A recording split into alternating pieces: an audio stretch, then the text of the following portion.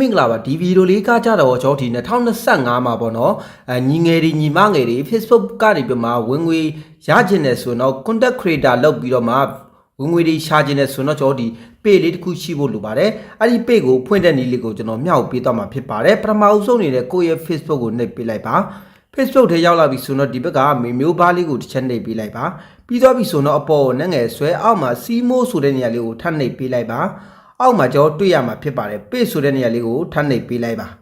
Okay ဒီနေရာမှာကျွန်တော်အပေါ်ကပြတဲ့ create ဆိုတဲ့နေရာလေးကိုထပ်နှိပ်ပေးနိုင်ပါတယ် Okay ပြီးလို့ချင်တော့ကျွန်တော်ဒီမှာ get started ဆိုတာလေးကိုထပ်နှိပ်ပေးလိုက်ပါ Okay ဒီနေရာမှာ page name လေးကိုကျွန်တော်တည်တည်ချာချာလေးပေးလိုက်ပါ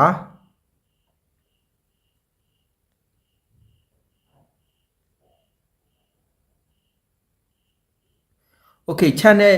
page name ပေးပြီးသွားပြီဆိုတော့အောက်က next ဆိုတာလေးကိုနှိပ်ပေးလိုက်ပါ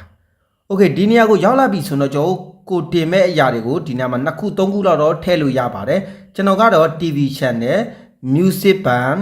ကျွန်တော်ဒါမျိုးလေးတွေထည့်လိုက်ပါမယ်ဒီ2ခုကိုထည့်ပြီးတော့ကျွန်တော်အောက်က create ဆိုတဲ့နေရာလေးကိုထပ်နှိပ်ပေးလိုက်ပါ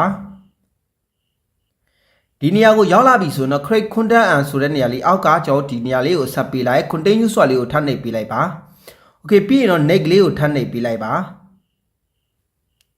ဒီနေရာကိုရောက်လာပြီဆိုတော့တငယ်ချင်းတွေကို file လုပ်လို့ရပါတယ်ပြီးရင်တော့ next လေးကိုနှိပ်ပြီးတော့ file ကိုနှိပ်ပေးလိုက်ပါဒါဆိုလို့ရှင်တော့ဒီမှာထပ်ပြီးတော့ next ကိုထပ်နှိပ်ပေးနိုင်ပါတယ်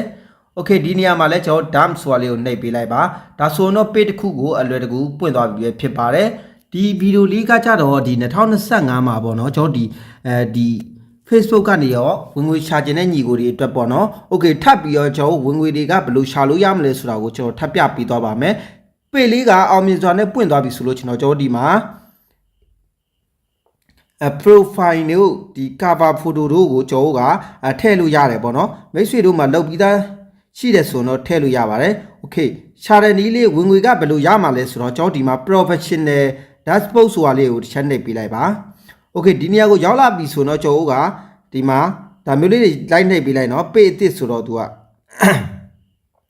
နှိပ်ပေးပြီးသွားပြီဆိုတော့ကျွန်တော်ဒီမှာအခုလိုလေးထွက်လာပါလိမ့်မယ်ဒါတွေကိုကြော်လိုက်ပါပြီးလို့ကျွန်တော်တို့ဒီအပေါ်နှငယ်ဆွဲလိုက်ပါပေါ်နှငယ်ဆွဲလိုက်လို့ရှင်ကျွန်တော်ဒီမှာဘယ်တော့မှမလဲဆို CO ဆိုတာတွေကိုတစ်ချက်ထပ်နှိပ်နိုင်ပါတယ် Okay ဒီနေရာမှာကျွန်တော်ကဒီတော့လေးတွေခတ်နေတာပေါ့နော်ဒီကနေရောကျွန်တော်စတင်ပြီး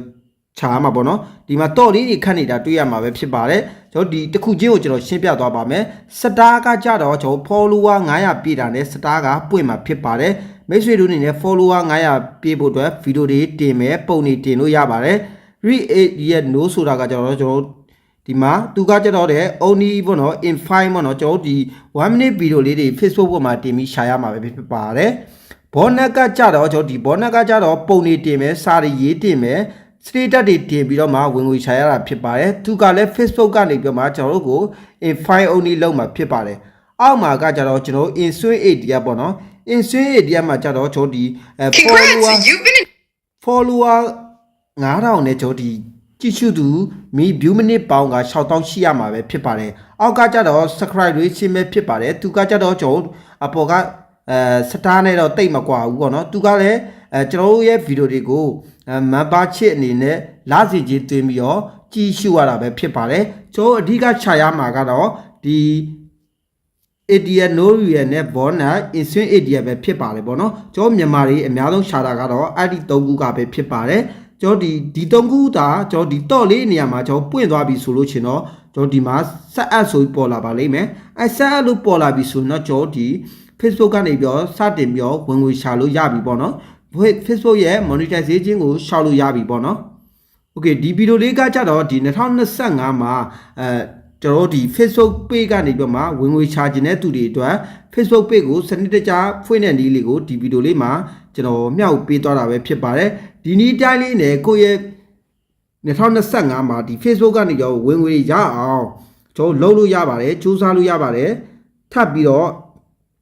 နောက်ထပ်သိကျင်တဲ့အကြောင်းအရာလေးရှိရင်တော့ဒီဗီဒီယိုဖိုင်အောက်မှာထပ်မိထားပါကျွန်တော်အချိန်ကြီးအားရင်အားသလိုဗီဒီယိုလေးတွေပြန်တင်ပေးပါမယ်ခင်ဗျာအားလုံးကိုကျေးဇူးတင်ပါတယ်နောက်ထပ်ဗီဒီယိုတင်မှာပြန်တွေ့ကြမယ်